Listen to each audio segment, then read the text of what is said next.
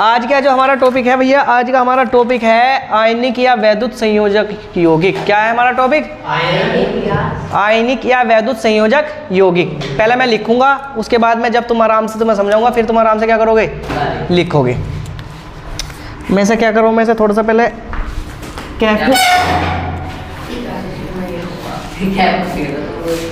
Cap में तो वजन भी ना है। और भैया बोलने का कोई है नहीं।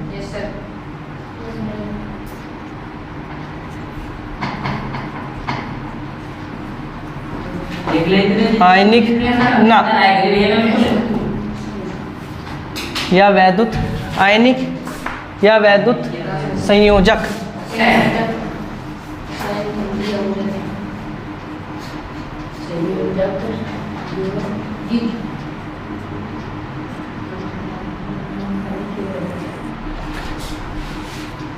मैं इतने इलाके में से, चलो उसे इतने इलाके में आ जाएगा, मैं इतने इलाके में तुम्हें समझा दूँ। देखो आयनिक या वैद्युत संयोजक यौगिक क्या रहता है? जब भी कोई धातु, पहले मैं तुम्हें लिख दूँ, धातु धातु धातु में प्लस आएगा, धातु माइनस, और भैया इसके बाद में हमारा आयनिक यौगिक।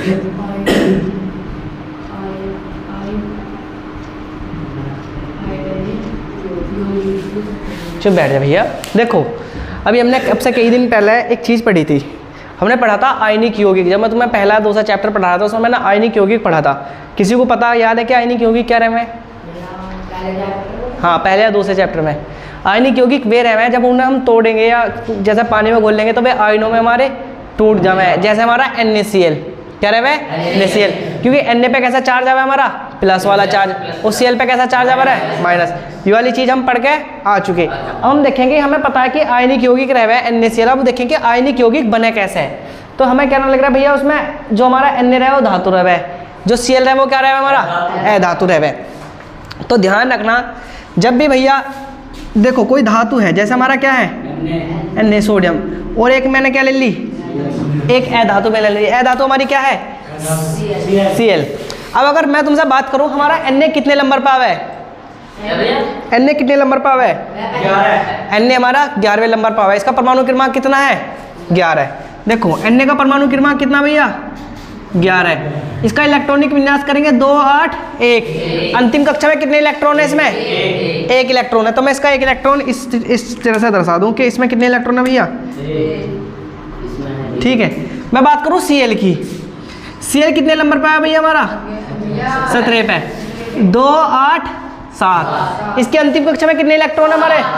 7। तो मैं इसके 7 इलेक्ट्रॉन ऐसा करूं, 2 4 2 6 और 1 7।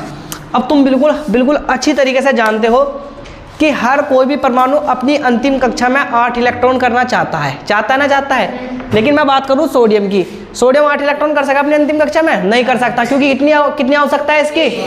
7 की। तो अपना ये क्या करे? 1 देगा। ओ भैया ये क्या करे? इसकी अंतिम कक्षा में कितने इलेक्ट्रॉन होने चाहिए? 8 होने चाहिए। अब कितने इलेक्ट्रॉन है इसमें? 7। तो अभी कितने इलेक्ट्रॉन की आवश्यकता है इसे? 1। तो अभी 7 तो किसी को देने का नहीं, क्या करेगा? 1 ले लेगा। तो भैया ये सोडियम से क्या करे? 1 अपना इलेक्ट्रॉन ले लेगा।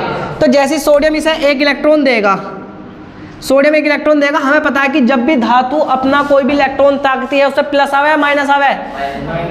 धातु पे जब भी कोई भी धातु अपना इलेक्ट्रॉन ताकती है भैया, उस पर कैसा चार्ज आवे? हमारा प्लस चार्ज आवे। मैं इस चीज़ को तुम्हें बहुत अच्छी तरीके से भी समझा चुका। कुछ दिन पहले मैंने बताया था कि तुम्हें जैसे सोडियम है, हमारा सोडियम में 11 है, इसका 8 2 8 1 इलेक्ट्रॉनिक विन्यास है। लेकिन ये 1 इलेक्ट्रॉन दे देगा अपना, तो इसका फिर कितना बचेगा इस पे इलेक्ट्रॉन? अब यहाँ इस पे देखो, इस पे इलेक्ट्रॉन कितने हमारे? 11। और प्रोटॉन भी कितने हमारे? 11 इलेक्ट्रॉन 11 प्रोटॉन को कैंसिल करो रखा है ना, तो इस पे प्लस होता ना माइनस होता। लेकिन जैसे क्या करे, इसने 1 इलेक्ट्रॉन अपना दे दिया। अब इलेक्ट्रॉन कितने बचे भैया इसके पास? यानी अगर 1 इलेक्ट्रॉन दे देगा, फिर इलेक्ट्रॉन कितने बचे इस पे? 10 बचे। यानी कहने का मतलब है कि 10 तो इस पे कितने हो गए? 10 तो इलेक्ट्रॉन। और प्रोटॉन कितने हो गए भैया? 11। अब 10 प्रोटॉन 10 इलेक्ट्रॉन को कैंसिल कर देंगे, लेकिन प्रोटॉन बचेगा नहीं बचेगा? 1। कितना प्रोटॉन बचेगा? 1। तो इस पे कैसा चार्ज आएगा? प्लस। यही कंडीशन हुई जब सोडियम ने अपना एक इलेक्ट्रॉन किसे दिया, क्लोरीन को, तो देने के बाद इस पर कैसा चार्ज आ गया हमारा, प्लस का चार्ज आ गया। और भैया हम सब जाने हैं कि जब भी अधातु कोई भी इलेक्ट्रॉन लेगी, जैसे हम बात करें क्लोरीन की, हमारा क्लोरीन की बात करें, क्लोरीन पे 17 है, यानी 2 8 7, यानी कहने की बात करें तो भैया इस पे इलेक्ट्रॉन कितने हमारे 17, और प्रोटॉन कितने इस पे 17 प्रोटॉन 17 इलेक्ट्रॉन को कैंसिल कर देता। अभी तक तो इस पर कोई भी चार्ज नहीं है, लेकिन जैसे ये एक इलेक्ट्रॉन लेगा, अब इस पे इलेक्ट्रॉन कितने हो जाएंगे भैया, इलेक्ट्रॉन हो जाएंगे 18, और प्रोटॉन कितने हो जाएंगे इस पे 17। अब 17 प्रोटॉन 18 इलेक्ट्रॉन को कैंसिल कर देंगे, लेकिन क्या बचेगा अभी, एक इलेक्ट्रॉन बचेगा ना, बचेगा भाई, एक इलेक्ट्रॉन बचेगा ना, बचेगा तो कैसा चार्ज आएगा इस पे, माइनस। अब माइनस क्यों है, क्योंकि भैया जो इलेक्ट्रॉन रहा है वो तो माइनस कराया हुआ है, प्रोटॉन का कराया हुआ हमारा प्लस कराया हुआ है। अब भैया हमारा जब हमारा इसने अधातु ने एक इलेक्ट्रॉन लिया तो इस पर कैसा चार्ज आएगा, माइनस चार्ज आ जाएगा, नहीं आ जाएगा। अब भैया जब इस पर माइनस चार्ज आ गया, अब हम सभी अच्छी तरीके से जाने हैं कि भैया एक गुण हुआ है कि प्लस माइनस की तरफ को क्या हुआ है, आकर्षित हुआ है, प्लस माइनस की तरफ को क्या करेगा, खींचेगा। तो भैया ये दोनों क्या, एक तो हमारा प्लस हो गया, एक क्या हो गया हमारा माइनस, तो हमारा एक यौगिक बन जाएगा। देखो ये तो इसे इधर की तरफ को खींचेगा, ये क्या खींचेगा, इसे इधर की तरफ को, और एक आयनिक यौगिक बनेगा जिसे बोलते हैं हम क्या, NaCl का निर्माण ऐसे होता है।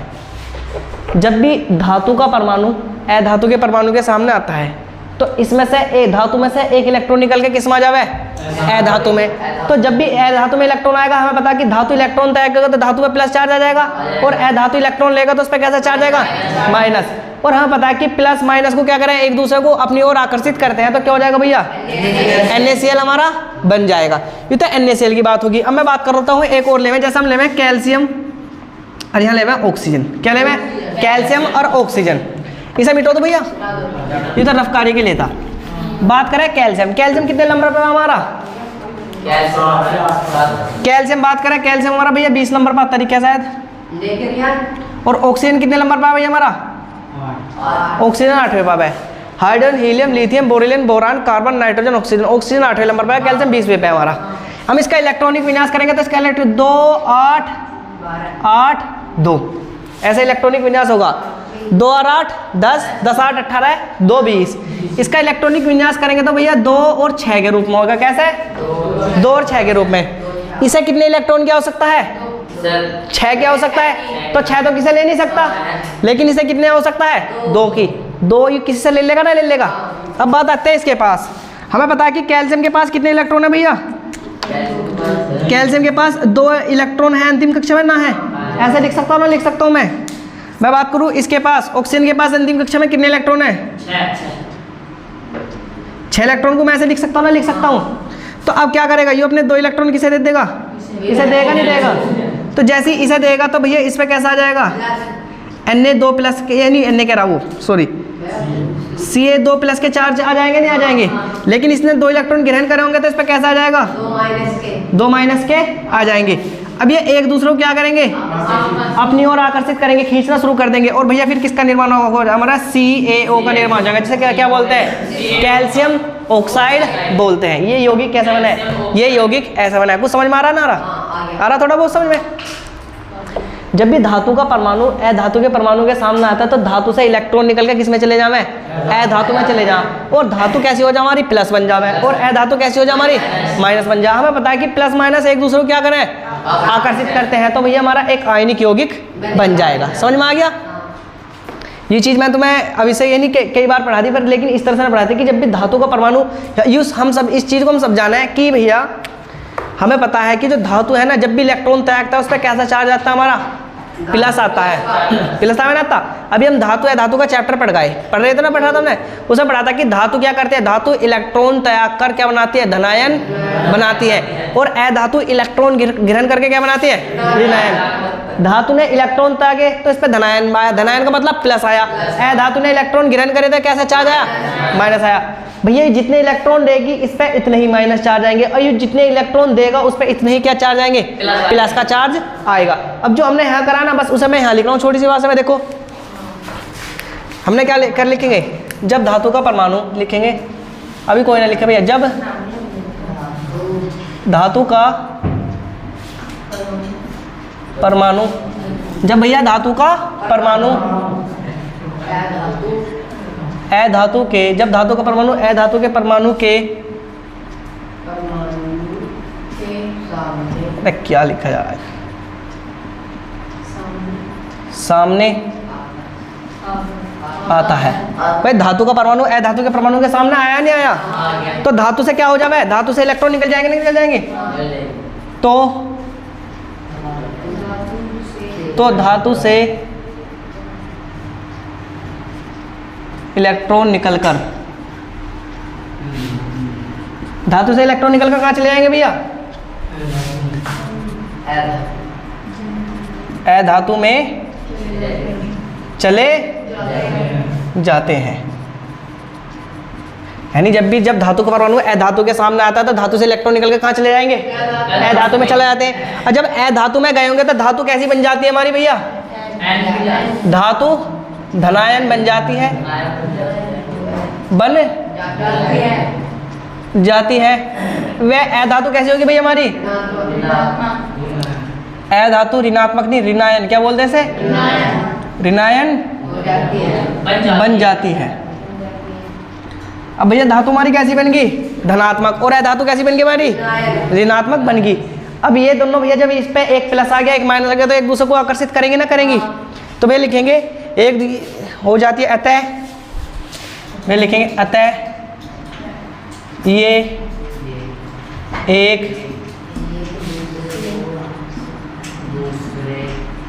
एक दूसरे को आकर्षित करती हैं। क्या करती हैं? तथा एक दूसरे को आकर्षित करती हैं तथा इससे आयनिक यौगिकों का क्या होता है भैया? आयनिक यौगिकों का निर्माण होता है। समझ में आया? अब बस एक बार समझेंगे 2 मिनट में, फिर हमारा इसका खेल खत्म। देखो कहाँ है इलेक्ट्रॉन है वो देखो आयनिक या वैद्युत संयोजक यौगिक। क्या भैया हमारा? आयनिक या वैद्युत संयोजक यौगिक। हमने क्या पढ़ा?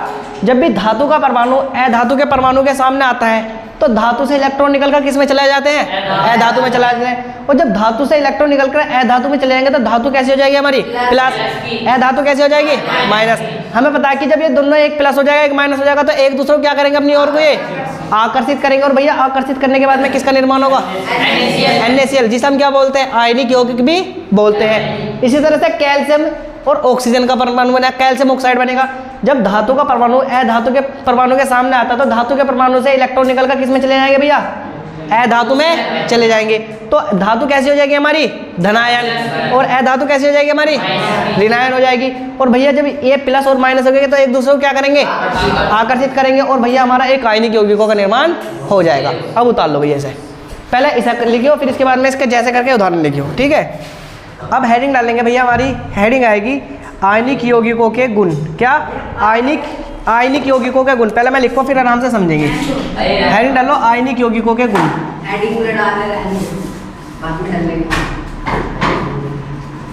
आयनिक यौगिकों के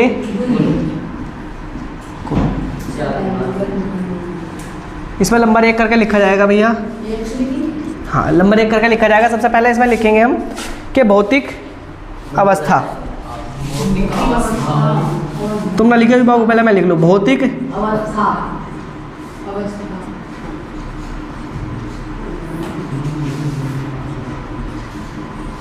भौतिक अवस्था। अभी हमने जो सोडियम क्लोराइड बना था, चलो एक की बात करें। सोडियम क्लोराइड बनाया था तो सोडियम क्लोराइड जो है हमारा नमक है ठोस अवस्था में रहा, द्रव में रहा, गैस में? ठोस अवस्था में रहे। तो नमक को पी ले भैया तू, फिर कैसे रहे? ठोस अवस्था में। तो लिखेंगे ये भौतिक आकर्षण के कारण ठोस होते हैं। क्या लिखेंगे?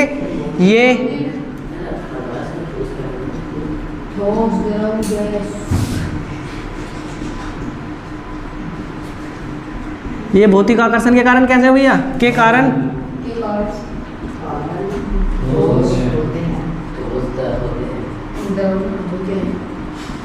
ये भौतिक आकर्षण के कारण कैसा हो भैया? ठोस हो गए। अब बात करते हैं इनका गलनांक व क्वथनांक। गलनांक का मतलब क्या रहे? हाँ, और क्वथनांक का मतलब उबलना। क्या? हाँ, गलना और उबलना, क्वथनाक। नंबर 2,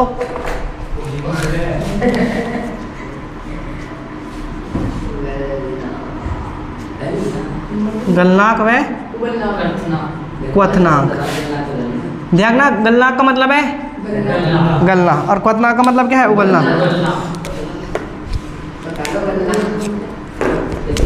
भैया इनका जो रहेंगे ना भैया, क्या इनका गलनाक व क्वथनांक उच्च होता है। कैसा होता है? उच्च होता है। नहीं, इन्हें अगर हमें गलाना है, जैसे हम अगर नमक को लेंगे तो अगर हमें नमक को गलाने का मतलब है, अगर नमक को हमें द्रव अवस्था में बदलना है तो क्या करना पड़ेगा? उसे घना सा, हाँ, बहुत ज़्यादा तापमान देना पड़ेगा। उसका मतलब अधिक तापमान उसे देना पड़ेगा। नंबर 3 है भैया जल में घुलनशीलता। बताओ, ये जल में घुल जाएंगे ना घुल जाएंगे?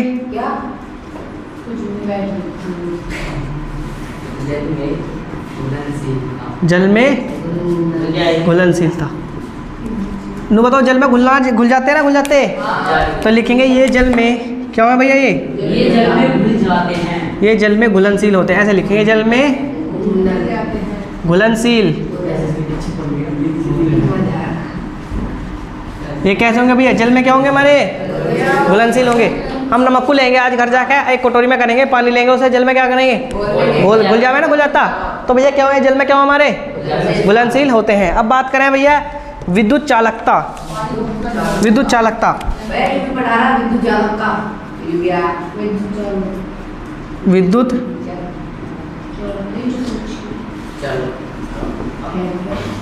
विद्युत चालकता का मतलब क्या है? विद्युत का मतलब तो रहा है बिजली, और चालकता का मतलब है कि एक स्थान से दूसरे स्थान तक जाने का वो वाला गुण। ठीक है, मैंने तुम्हें बता रखा, विद्युत चालकता समझा रखा, नहीं रखा?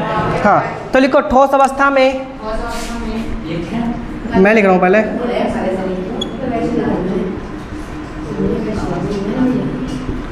ठोस अवस्था में ये कुचालक होते हैं, परंतु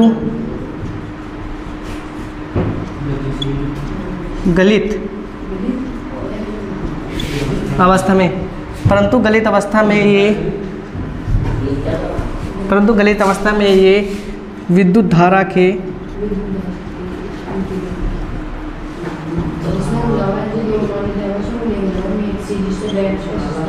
सुचालक